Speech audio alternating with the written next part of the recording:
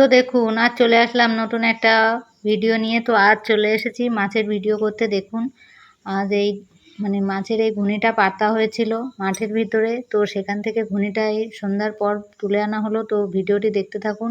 দেখুন কতটা মাছ হয়েছে। তো প্রথমে ঝাড়া দিয়ে একপাশে মাছগুলোকে নিয়ে আসলাম।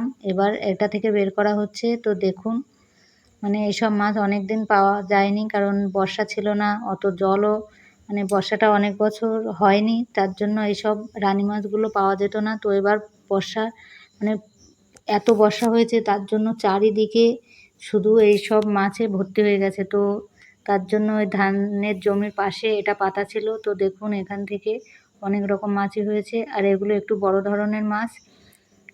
তো যারা ভিডিওটি দেখছেন প্লিজ কমেন্ট করে জানাবেন এইগুলো কী কী মাছ এতে উঠেছে। তো ভিডিওটি আর এখানেই শেষ করছি।